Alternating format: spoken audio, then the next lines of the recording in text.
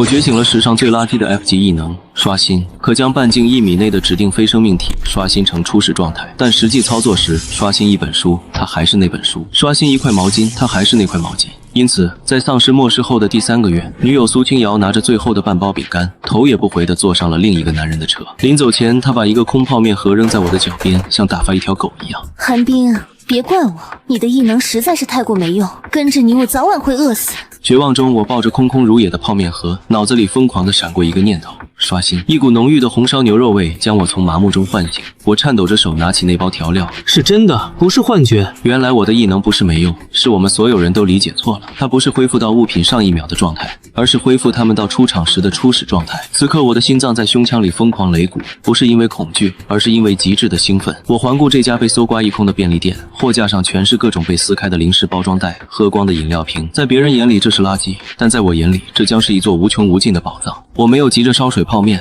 在末世，任何食物的香气都可能引来不速之客。我小心翼翼地爬到便利店2楼的仓库，用沉重的货架抵住唯一的门，确认安全后，我才开始我的实验。我将空泡面盒放在地上，心中默念：刷新。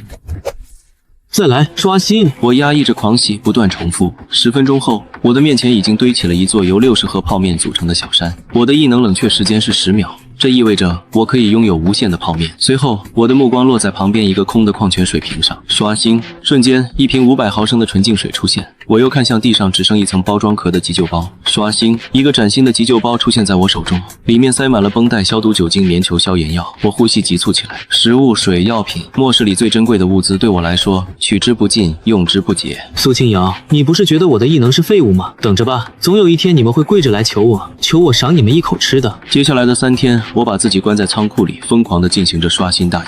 很快，仓库里堆积如山的空包装盒成了我的原材料，薯片、饼干、巧克力，所有能果腹的东西都被我刷新出了几大箱，各种饮料、矿泉水堆满了半个角落。最关键的是，我找到了一个空的燃气罐，配上便利店里找到的便携卡斯炉，我终于可以吃上一口热的了。关上仓库所有的窗户后，我烧开了一锅水，撕开3包调料，将面饼小心翼翼地放了进去。当那股久违的香味冲入鼻腔，我的眼泪终于忍不住掉了下来。我一边哭一边狼吞虎咽，这是末世以来我吃得最饱最安心的一顿。吃饱喝足后，脑子也开始活络起来。一直躲在这里不是办法，这家便利店迟早会被丧尸攻破，或者被其他幸存者发现。我必须找到一个更安全的据点，而且我需要武器。光有食物和水，在末世里只会成为一只任人宰割的羔羊。我将所有物资塞满了2个巨大的登山包，随后打开一条门缝，观察着外面的世界。街道上有几只丧尸在漫无目的的游荡。我深吸一口气，握紧了手里一把被我刷新的锋利如新的水果刀，利用便利店后巷复杂的地形避开了大部分丧尸。偶尔遇到落单的，就用一个刷新出来的满罐可乐狠狠砸过去，趁他踉跄时用水果刀结果他。我的目标是城西的蓝湾小区，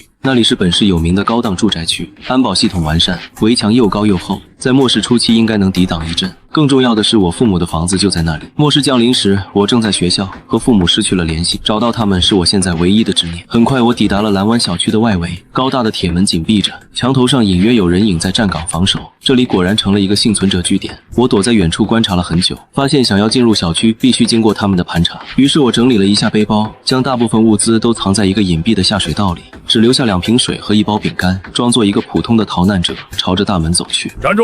什么人？我是这里的住户，我叫韩冰，我家在17栋。墙头上的人沉默了一会儿，似乎在用对讲机核实。片刻后，铁门开了一道小缝，一个拿着钢管、面带警惕的男人走了出来。身份证？我从口袋里掏出早已准备好的身份证递过去，他核对了一下，又上下打量我。就你一个人？你的物资呢？路上都被抢了，只剩下这点吃的了。安保皱了皱眉，似乎有些不信，但在我瘦弱的身板和可怜兮兮的模样面前，终究还是放松了警惕。进来吧，记住小区的规矩，所有新来的人都得上交1半的物资，统一分配。闻言，我心头一紧，幸好我早有准备，于是乖巧的点点头，将1瓶水和半包饼干递了过去。男人接过东西，眼神里闪过一丝不屑，但还是挥挥手让我进去了。走进小区后，里面的景象让我稍稍松了口气，虽然气氛依旧紧张，但至少有了秩序。有人在巡逻，有人在加固防御工事，还有妇女和孩子被集中安置在小区的会所里。这里像一座末世里的孤岛，暂时隔绝了外面的血腥和混乱。一个负责登记的大妈告诉我，小区现在由一个叫熊哥的人管理，他以前是小区的物业经理，里。末世后，他觉醒了土系异能，组织起了一支护卫队，保护了大家。所有住户每天都可以根据贡献度领取一份食物，想要获得更多，就必须加入巡逻队或者后勤组。我以身体虚弱为由，暂时没有加入任何队伍。当务之急是找到我的父母。可当我怀着忐忑的心情一路跑到家门口时，看到的却是被暴力破开的防盗门和里面被翻得乱七八糟的景象。那一刻，我的心瞬间沉到了谷底。爸爸！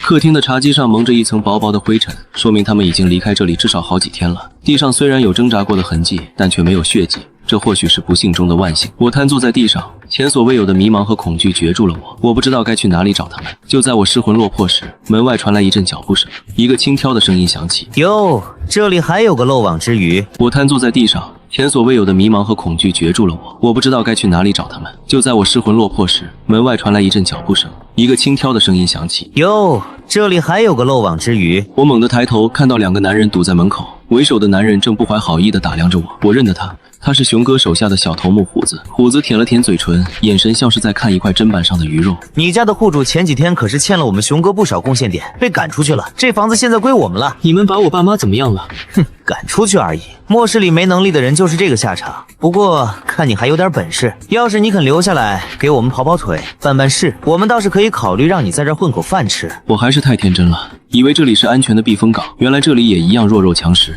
看着他们越来越近，我的手悄悄伸向背包的侧袋，那里放着一把被我刷新过的崭新的水果刀。然而就在我准备拼命时，一个清冷的女声从门口传来：“住手！”虎子和他的同伙动作一顿，看到来人后脸上的笑容瞬间僵住。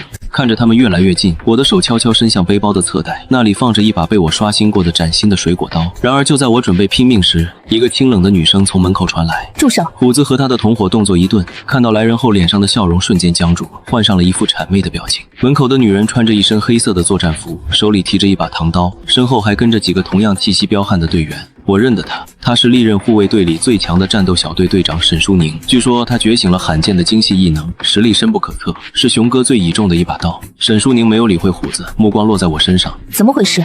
他们想欺负我。沈队，你别听他胡说，是他父母欠了贡献点，我们只是来收房子。收房子需要两个人一起，还需要把门堵上吗？还不快滚！虎子如蒙大赦，拉着同伙屁滚尿流地跑了。危机解除后，我紧绷的身体一软，差点摔倒。沈淑宁看着我，眉头微皱：“以后离那帮人远点。”沈队长，你知道我爸妈被赶去哪里了吗？他们叫韩林州和林婉清。有点印象，熊哥把所有没有异能又做不了重活的老弱病残都赶到了小区北门外的废弃工厂，美其名曰自生自灭。沈队长，你知道我爸妈被赶去哪里了吗？他们叫韩林州和林婉清。有点印象，熊哥把所有没有异能又做不了重活的老弱病残都赶到了小区北门外的废弃工厂，美其名曰自生自灭。我的心猛地一揪，废弃工厂那种地方没有食物，没有保护，跟等死有什么区别？等沈淑宁走后，我立刻关上门，目光落在了被虎子遗留在地上的钢管，它锈迹斑斑，甚至有些弯曲。我的手放了上去，刷新，随后一根崭新的闪着金属寒光的钢管出现在我手中。随后我又跑到厨房，找到了爸爸以前收藏的一套户外求生工具，里面有一把多功能工兵铲，一把求生斧，还有一把匕首。它们都因为许久不用而有些钝了。刷新，三件冰冷的利器瞬间恢复了出场时最锋利的姿态。等到夜幕降临，我趁着巡逻队换岗的间隙，悄悄溜到了小区北门。这里比正门要荒凉得多，只有2个护卫队员在打着哈欠看守。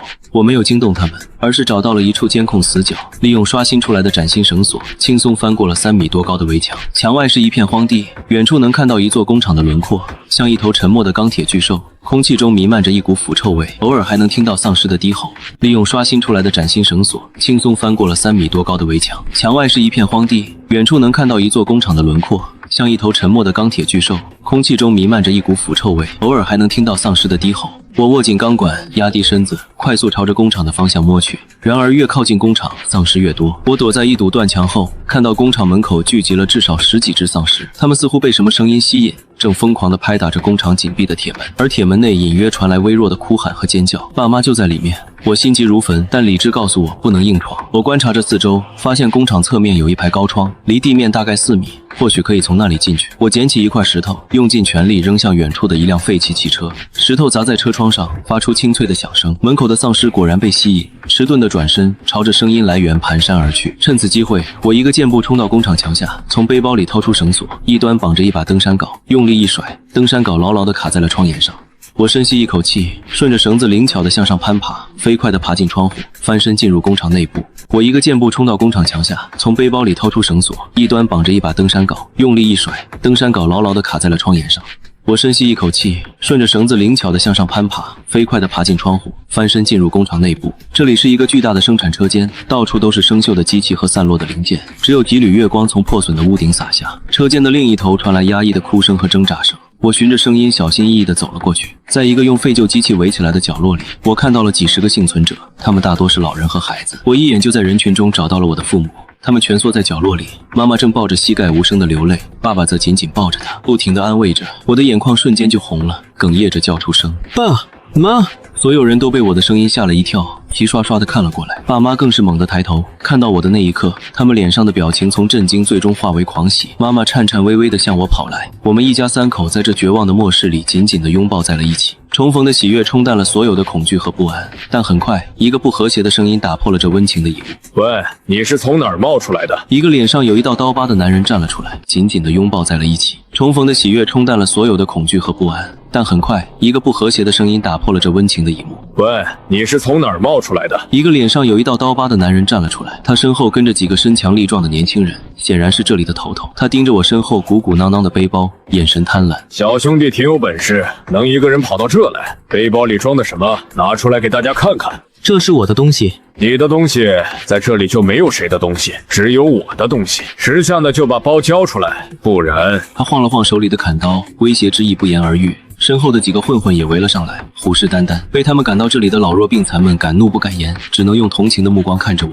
见状，爸爸急忙把我拉到身后，对刀疤脸陪着笑脸：“大哥，我儿子不懂事，他包里就一点吃的，我们都给你，你别为难他。”晚了，老子现在不只要他的包，还要他的命！话音刚落，刀疤脸就伸手向我抓来，我眼中寒光一闪，手拿钢管狠狠地抽在了他的手腕上，伴随着咔嚓一声脆响，刀疤脸的手腕折了下去。我眼中寒光一闪，手拿钢管狠狠地抽在了他的手腕上，伴随着咔嚓一声脆响，刀疤脸的手腕折了下去。所有人都惊呆了，谁也没想到我这个看起来弱不禁风的小子居然敢反抗。刀疤脸疼得满头大汗，面目狰狞地吼道：“你他妈敢打我！给我上，抓住他！老子要让他生不如死！”刀疤脸身后的混混反应过来，立刻朝我冲了过来。我将背包甩到父母怀里，然后举起钢管抵挡攻击。一个混混挥舞木棒朝我砸来，我侧身躲过，手拿钢管顺势打向他的要害。他瞬间惨叫一声，弓着身子瘫倒在地。我没有多余废话，连续解决掉2个人后，剩下的混混都怕了，瑟缩着不敢上前。刀疤脸捂着断掉的手腕，又惊又怒地看着我：“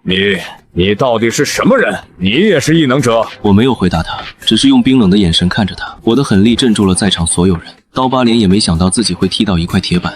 就在这时，工厂的铁门突然发出了轰的一声巨响，紧接着是第2声、第3声。外面的丧尸开始撞门了！怎么回事？丧尸怎么会突然暴动？恐慌像瘟疫一样蔓延。刀疤脸也顾不上我，连同几个混混用身体和杂物死死抵住摇摇欲坠的铁门。外面的丧尸开始撞门了！怎么回事？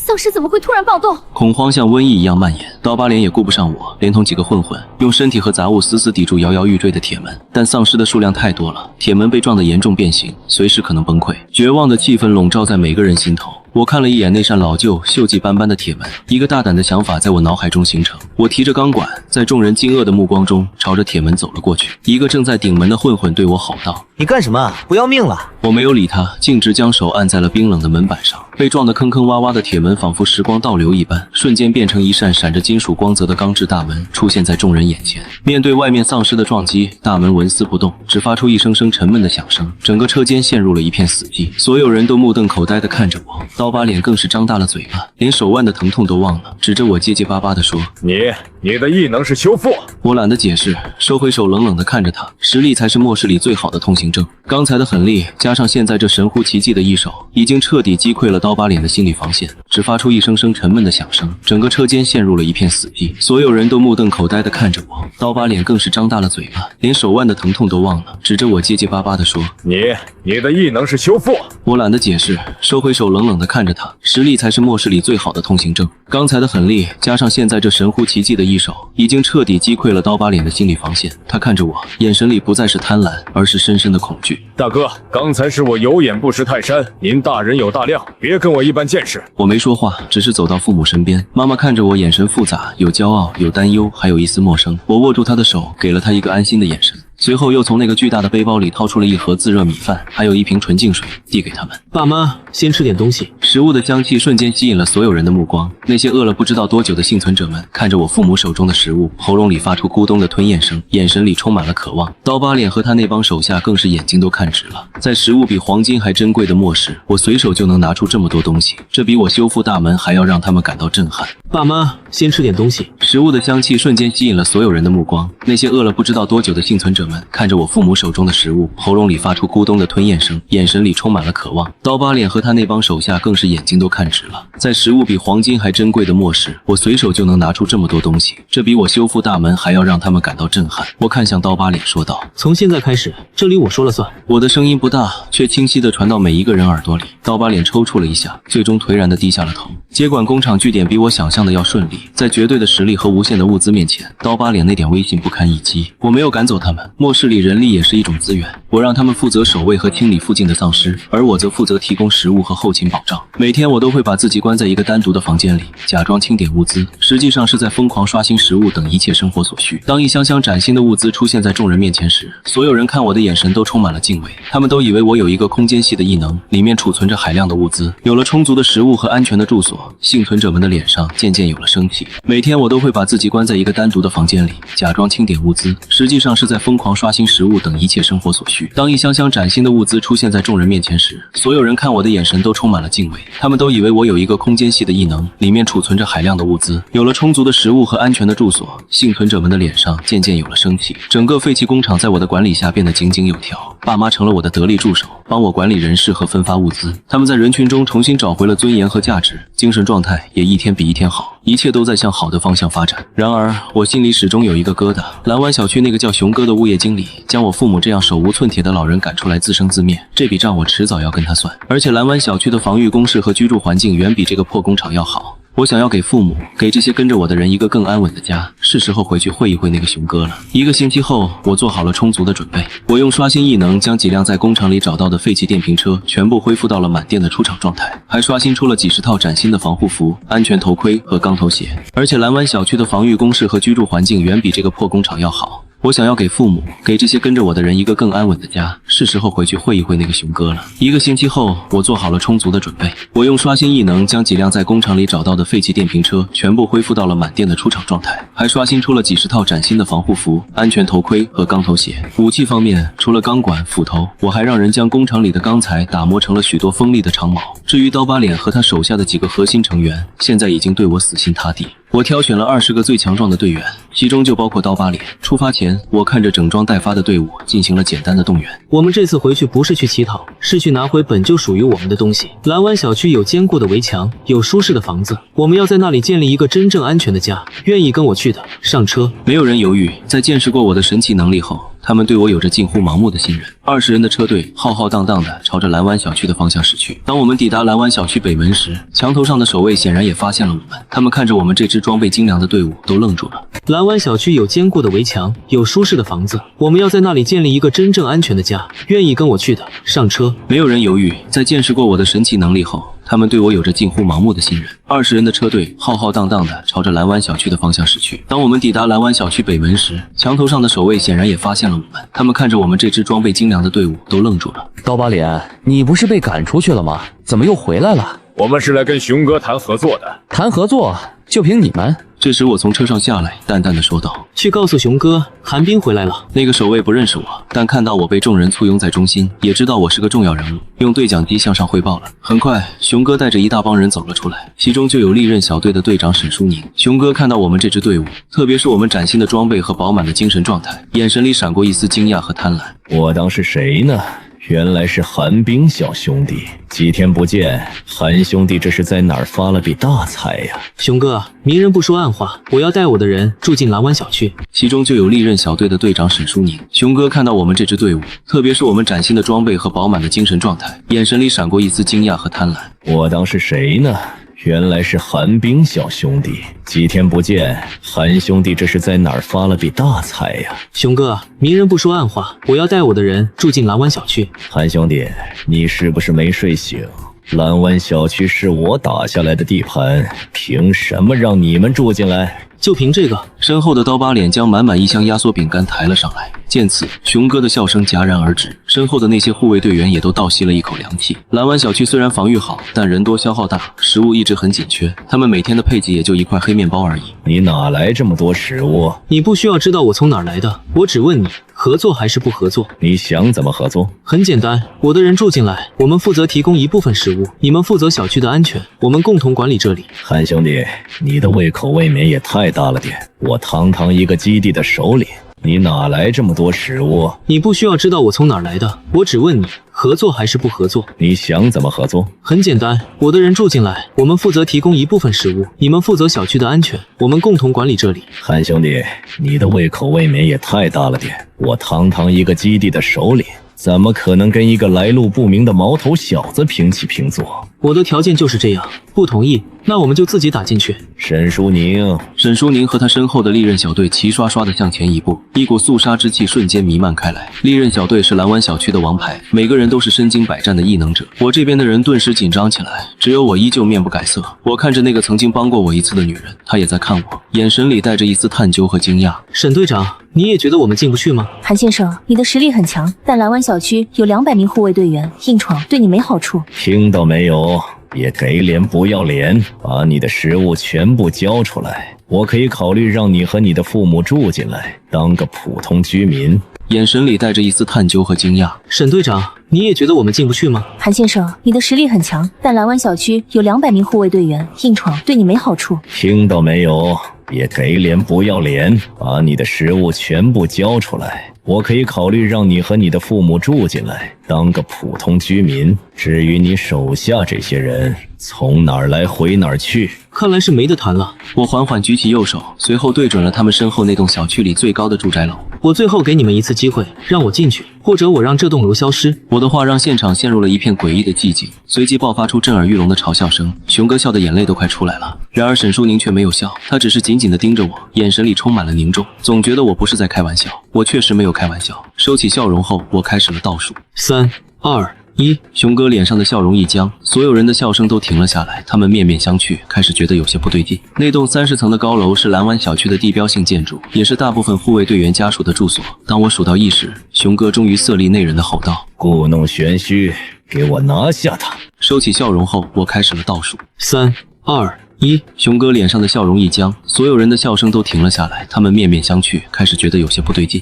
那栋30层的高楼是蓝湾小区的地标性建筑，也是大部分护卫队员家属的住所。当我数到1时，熊哥终于色厉内荏地吼道：故弄玄虚，给我拿下他！然而已经晚了，在数完最后一个数的同时，我对着那栋100米之外的宏伟建筑发动了我的异能。刷新，整个世界仿佛被按下了静音键，在数百人惊骇欲绝的目光中，那栋高耸入云的30层大楼，如同一个被信号干扰的电视画面，开始剧烈的闪烁。仅仅1秒钟，那栋大楼连同里面的一切就那么凭空消失了，原地只剩下一片空空荡荡的地基，仿佛从来没有存在过一样。所有人的表情都凝固在了脸上，熊哥的手下们也彻底崩溃了，他们丢掉武器，哭喊着四散奔逃，仿佛在躲避什么末日天灾。熊哥本人一屁股瘫坐在地上，面如死灰，他引以为傲的200名护卫队瞬间土崩瓦解。而沈淑宁和他身后的利刃小队虽然没有崩溃，但每个人的脸上也都原地只剩下一片空空荡荡的地基，仿佛从来没有存在过一样。所有人的表情都凝固在了脸上，熊哥的手下们也彻底崩溃了，他们丢掉武器，哭喊着四散奔逃，仿佛在躲避什么末日天灾。熊哥本人一屁股瘫坐在地上，面如死灰，他引以为傲的200名护卫队瞬间土崩瓦解。而沈淑宁和他身后的利刃小队虽然没有崩溃，但每个人的脸上也都写满了震撼和惊惧。沈淑宁握着唐刀的手在微微颤抖，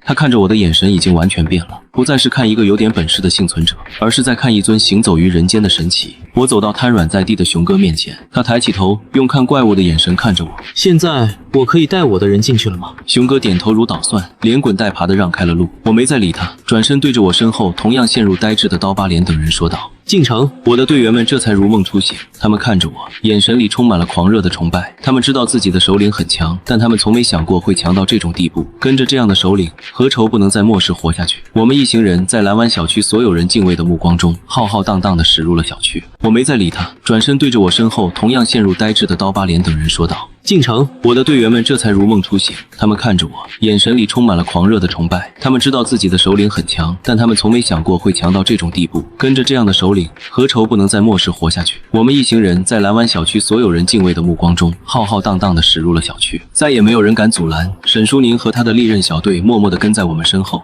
像是在为我们护航。我知道，从今天起，蓝湾小区易主了。入主蓝湾小区后，我做的第一件事就是将熊哥和他那几个作威作福的核心手下关了起来。我没有杀他们，而是废除了他们的异能。我的刷新异能在进化之后，已经可以作用于生命体，让它恢复到最健康的状态，也能刷新他体内的异能核心，让他恢复到未觉醒时的初始状态。当熊哥从一个土系异能者变成一个手无缚鸡之力的胖子时，他的精神彻底崩溃了。至于沈淑宁和他的利刃小队，我选择了拉拢，他们是真正的战士，心存良知，是末世里不可多得的力量。我当着沈淑宁的面刷新了一把因为战斗而卷刃的唐刀，又刷新了一盒快要过期的消炎药，让它变成了刚出厂的药品。当熊哥从一个土系异能者变成一个手无缚鸡之力的胖子时，他的精神彻底崩溃了。至于沈淑宁和他的利刃小队，我选择了拉拢，他们是真正的战士，心存良知，是末世里不可多得的力量。我当着沈淑宁的面刷新了一把因为战斗而卷刃的唐刀，又刷新了一盒快要过期的消炎药，让它变成了刚出厂的药品。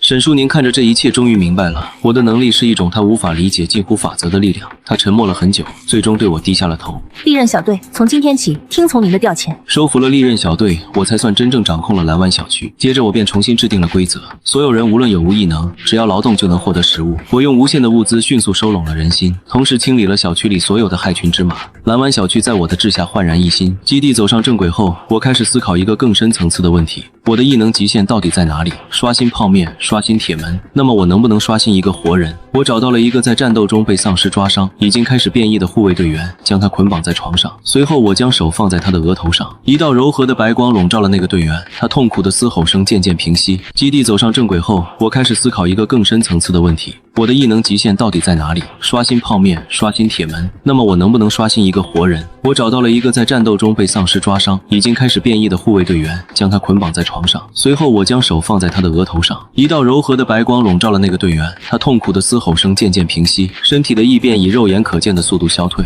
我看着他消失的伤口，心中掀起了滔天巨浪。我成功了，我将他的身体恢复到了被感染前的初始状态，这意味着丧尸病毒对我来说不再是绝症。这个发现比刷新掉一栋大楼还要让我感到振奋。如果我能治愈丧尸病毒，那是不是意味着我能拯救更多的人，甚至结束这场末日？一个宏伟的计划在我心中悄然成型。但在此之前，我还有一件私事要了结。最近有没有一个叫烈火的幸存者团队的消息？就是当初那个地级火焰操控者江野和我的前女友苏清瑶所在的团队。根据情报，他们占据了那里，是城东最大的势力，首领叫江野，是地级巅峰的火焰操控者。我们明天去拜访一下我们的邻居。一个宏伟的计划在我心中悄然成型。但在此之前，我还有一件私事要了结。最近有没有一个叫烈火的幸存者团队的消息？就是当初那个地级火焰操控者江野和我的前女友苏清瑶所在的团队。根据情报，他们占据了那里，是城东最大的势力，首领叫江野，是地级巅峰的火焰操控者。我们明天去拜访一下我们的邻居。第二天，我带上沈淑宁和利刃小队，我们开着被我刷新过的装甲越野车，一路横冲直撞，来到了那家大型超市外。超市已经被改造成了一个坚固的堡垒，墙头上站满了手持武器的守卫。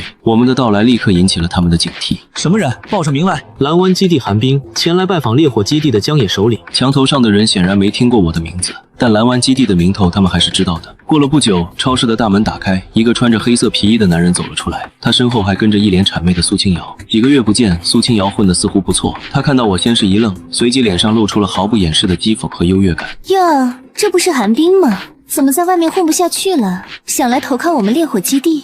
但蓝湾基地的名头他们还是知道的。过了不久，超市的大门打开，一个穿着黑色皮衣的男人走了出来，他身后还跟着一脸谄媚的苏清瑶。几个月不见，苏清瑶混得似乎不错，他看到我先是一愣，随即脸上露出了毫不掩饰的讥讽和优越感。呀，这不是寒冰吗？怎么在外面混不下去了？想来投靠我们烈火基地？他大概还以为我是那个需要他保护的废物可怜虫。江野也上下打量着我，特别是看到我身后的沈淑宁和利刃小队时，眼神里闪过一丝忌惮，但更多的是不屑。蓝湾基地没听说过，我们这里不收闲人，看在大家都是幸存者的份上，留下你们的车和物资，然后滚吧。听见没有，寒冰，看看在往日的情分上，我劝你别不识抬举。现在的你，连给江野提鞋都不配。苏清瑶，你还记得丢给我的那个空泡面盒吗？苏清瑶一愣，不知道我为什么突然提这个。我收起笑容，眼神变冷。你不记得，我可记得很清楚。今天我就是来让你把它吃下去。你脑子坏掉了？你让我吃泡面盒，你凭什么？苏清瑶，你还记得丢给我的那个空泡面盒吗？苏清瑶一愣，不知道我为什么突然提这个。我收起笑容，眼神变冷。你不记得，我可记得很清楚。今天我就是来让你把它吃下去。你脑子坏掉了？你让我吃泡面盒，你凭什么？臭小子，口气倒不小，看来不给你们点颜色看看，你们是不知道死字怎么写了。话音刚落，一团炽热的火球在他掌心凝聚，散发出惊人的热量。利刃小队的成员们立刻摆出了防御姿态，只有我和沈淑宁依旧站在原地一动不动。我看着他手里的火球，摇了摇头。就这点本事吗？太弱了。说着，我抬起手，江野掌心那团熊熊燃烧的火球，就像被风吹灭的蜡烛，噗的一声凭空熄灭了。江野脸上的得意笑容瞬间僵住，他不敢置信地看着自己空空如也的手掌。怎么回事？我的火焰呢？他试图再次凝聚异能，但无论怎么努力，都无法再催生出一丝一毫的火苗。你对我做了什么？现在你觉得我凭什么？苏清瑶的嘴唇哆嗦着，她虽然不知道发生了什么，但她亲眼看到那恐怖的火焰异能。江野脸上的得意笑容瞬间僵住，他不敢置信地看着自己空空如也的手掌。怎么回事？我的火焰呢？他试图再次凝聚异能，但无论怎么努力，都无法再催生出一丝一毫的火苗。你对我做了什么？现在你觉得我凭什么？苏清瑶的嘴唇哆嗦着，她虽然不知道发生了什么，但她亲眼看到那恐怖的火焰异能在我面前无声无息地失效，恐惧让她连一句完整的话都说不出来。沈淑宁像拎狗一样把她丢在我面前，她跪在地上，涕泪横流地向我求饶。我看着这副丑态，心中没有一丝波澜，从口袋里拿出一个被压扁了的红烧牛肉味泡面盒，就是当初她丢给我的那一个，我一直留着它。空盒子在我手中瞬间恢复成了一盒崭新的泡面，我撕开包装，将里面的面饼、调料包全都倒了出来，只留下那个空空的纸碗放在了苏清瑶面前。苏清瑶看着地上的空纸碗，脸色比死人还难看。她知道我不是在开玩笑，颤抖着手捡起那个纸碗，在所有人的注视中被迫啃食起来。她的眼泪和鼻涕糊了一脸，狼狈不堪。江野看着这一幕，终于意识到自己招惹了一个何等恐怖的存在，于是他双腿一软，也跟着跪了下来。苏清瑶看着地上的空纸碗，脸色比死人还难看。她知道我不是在开玩笑，颤抖着手捡起那个纸碗，在所有人的注视中被迫啃食起来。她的眼泪和鼻涕糊了一脸，狼狈不堪。江野看着这一幕，终于意识到自己招惹了一个何等恐怖的存在，于是他双腿一软，也跟着跪了下来。我没有看他，只是静静地看着苏清瑶，直到他把整个纸碗连同包装纸全部吞了下去。烈火基地的覆灭比我想象的还要简单。失去了首领的异能，又被我的手段吓破了胆，他们几乎没有任何反抗，就选择了投降。我将两个基地合并，蓝湾基地成为了本市东部最强大的幸存者势力。解决了苏清瑶这个心结后，我将全部精力都投入到了基地的发展和对异能的研究上。我能治愈丧尸病毒的消息一旦传出去，必将引起整个世界的震动。在没有足够自保能力之前，我必须保守这个秘密。我成立了一个秘密的医疗实验室，由父母负责管理，专门收治那些被感染还有得救的人。每一个被我治愈的人都对我感恩戴德，成为了我最忠诚的拥护者。我的势力在不知不觉中壮大，期间我也遇到过其他的幸存者势力。在没有足够自保能力之前，我必须保守这个秘密。我成立了一个秘密的医疗实验室，由父母负责管理，专门收治那些被感染还有得救的人。每一个被我治愈的人都对我感恩戴德，成为了我最忠诚的拥护者。我的势力在不知不觉中壮大，期间我也遇到过其他的幸存者势力。对于朋友，我提供物资和帮助；对于敌人，则绝不会心慈手软。寒冰这个名字逐渐成为了一个传说，有人说我是救世的神，也有人说我是灭世的魔。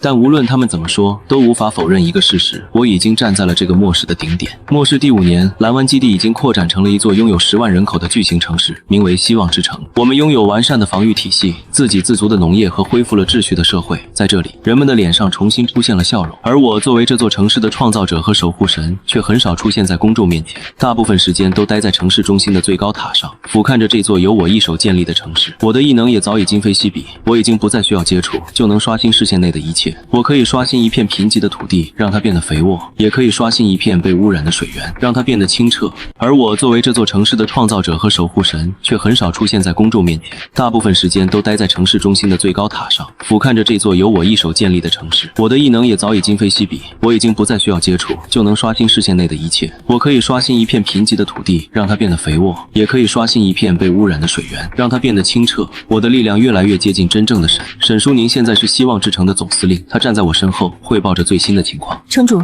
西边的尸潮越来越近了，首领是一只我们从未见过的、拥有智慧的 S 级变异丧尸。S 级丧尸是末世里最顶级的灾难，它拥有摧毁一座城市的力量。我的目光穿透了遥远的距离，看到了那片由亿万丧尸组成的遮天蔽日的黑色浪潮，也看到了浪潮中心那个坐在骸骨王座上如同帝王般的 S 级丧尸。他似乎也感觉到了我的注视，猩红的眼睛与我的目光在空中交汇，一股恐怖的精神威压跨越百里向我袭来。沈书宁闷哼一声，脸色瞬间变得惨白。然而我只是轻轻一挥手，那股威压便烟消云散。准备好了吗？希望之城与您共存亡。也看到了浪潮中心那个坐在骸骨王座上如同帝王般的 S 级丧尸，他似乎也感觉到了我的注视，猩红的眼睛与我的目光在空中交汇，一股恐怖的精神威压跨越百里向我袭来。沈书宁闷哼一声，脸色瞬间变得惨白。然而我只是轻轻一挥手，那股威压便烟消云散。准备好了吗？希望之城与您共存亡。不，我们不会亡。我转过身看着他，也看着这座城市里的每一个人。这场末日是时候该结束了。我独自一人走出了希望之城，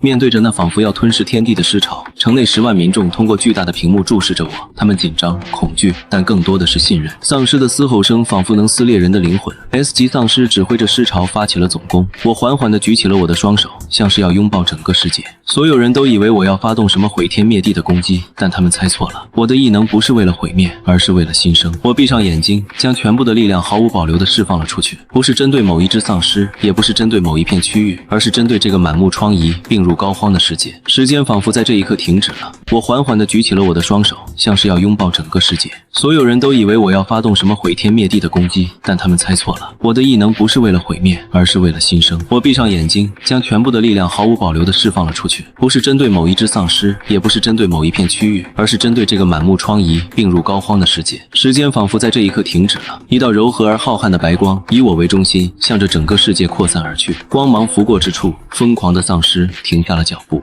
他们腐烂的身体开始愈合，浑浊的眼睛恢复了清明，眼中的暴力和嗜血被迷茫和人性所取代。光芒拂过大地，干裂的土地上重新长出了嫩绿的青草，灰暗的阴霾散去，露出了久违的湛蓝晴空。那只坐在骸骨王座上的 S 级丧尸惊恐地看着自己的身体发生变化，他试图抵抗，却无法阻挡这股来自世界本源的法则之力，最终也恢复了人类的模样。茫然地看着自己的双手，整个世界都被刷新了，所有被病毒感染的人都恢复了正常，所有被末日摧毁的环境都恢复了生机，仿佛那场持续了5年的噩梦只是一场幻觉。光芒拂过之处，疯狂的丧尸停下了脚步，他们腐烂的身体开始愈合，浑浊的眼睛恢复了清明，眼中的暴力和嗜血被迷茫和人性所取代。光芒拂过大地，干裂的土地上重新长出了嫩绿的青草，灰暗的阴霾散去，露出了久违的湛蓝晴空。那只坐在骸骨王座上的 S 级丧尸惊恐地看着自己的身体发生变化，他试图抵抗，却无法阻挡这股来自世界本源的法则之力，最终也恢复了人类的模样。茫然地看着自己的双手，整个世界都被刷新了，所有被病毒感染的人都恢复了正常，所有被末日摧毁的环境都恢复了生机，仿佛那场持续了5年的噩梦只是一场幻觉。希望之城内一片死寂，所有人都通过屏幕呆呆地看着这神迹般的一幕。不知过了多久，第一个人喜极而泣，紧接着是第2个、第3个，最终震天的欢呼声响彻了整个城市，响彻了整个焕然一新的世界。他们呼喊着我的名字。我站在城墙上，感受着和煦的微风，回头看到了沈书宁，看到了我的父母，看到了无数张喜悦的、充满希望的脸。我笑了，我面前的泡面可以无限刷新，我脚下的这个世界也是。